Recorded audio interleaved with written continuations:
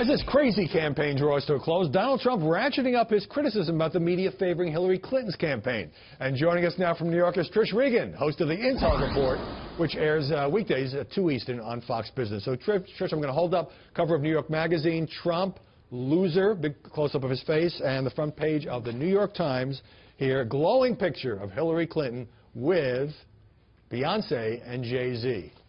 Thoughts on that? Well, first of all, don't get me started on Jay-Z, because you want to talk about someone who is demeaning to women. That is Jay-Z. If you go and look at any of those lyrics, and we did this week on the Intel Report, and, you know, look, I can't even repeat them. I wouldn't even dare repeat them on the air. They are so horrible. And he's a misogynist in terms of what he's saying there, and it's horrible to think that he has had such a successful career promoting this kind of hostility to women. And then the idea that Hillary Clinton's touting him as someone, you know, who is one of her big supporters. I mean, to me, there's a double standard there in that, you know, this is a guy who writes horrifically about women, using many, many demeaning words.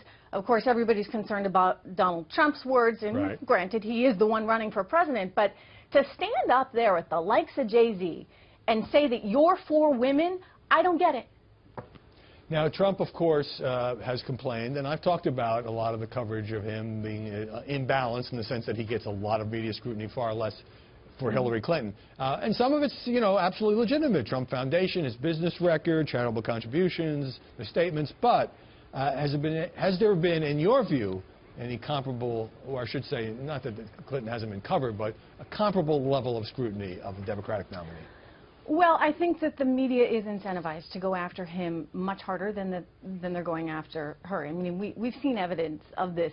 For example, even in the WikiLeaks documents that have been released, that there is a cozy relationship, if you would, between many members of the media and the Clinton campaign. And so they, for whatever reason, and perhaps it's because of their own political bias, they are out to get Donald Trump in a way that they just aren't for Hillary Clinton. And so, yes, we're covering the WikiLeaks releases. We're covering the concerns about pay-to-play, whether or not that exists, but they certainly have come forward with a lot of evidence that suggests there's some impropriety there. We're covering that, but most of the media is reluctant to do so, Howie. They would much rather go after Donald Trump. Well, I think that people get that. There's a USA Today poll by nearly 10 to 1.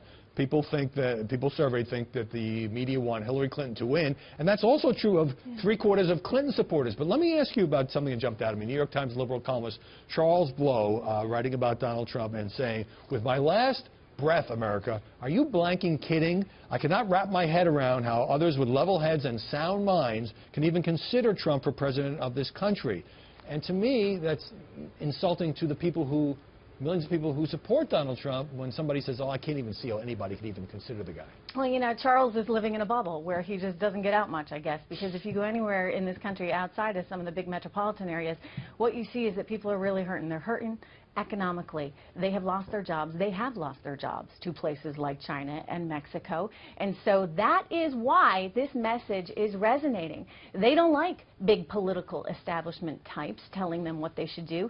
And frankly, this is a problem that political parties have had on both sides, right? I mean, you think about Mitt Romney and what he represented and how out of touch he was with the middle class in America. You now look at Hillary Clinton. She's out of touch. Suddenly you got a billionaire who's worth more than any of them, and he seems to be relating more to the middle class in a way that, regardless of what happens, the Conservative Party and the liberals as well, they need to embrace that more, because people are feeling it. Let me just break it. I've got just a few seconds. Do you think it is fair to say that much of the mainstream media are out of touch with or insufficiently sensitive to the concerns of these millions of people, many of them working class, who think the system is broken?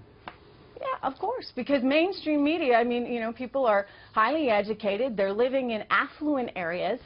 They have no idea what it's like to be living on a paycheck-to-paycheck basis, and you're worried about your factory shutting down because of the competition coming from overseas. You go to any little small town in upstate New York, and you see how devastated they are, Howie, and they're just, you know, just a fraction of what they once were. Great to That's see you. the feeling out there in the country, and the media doesn't get it. Trish Regan, thanks so much. Good to see you. And meanwhile, both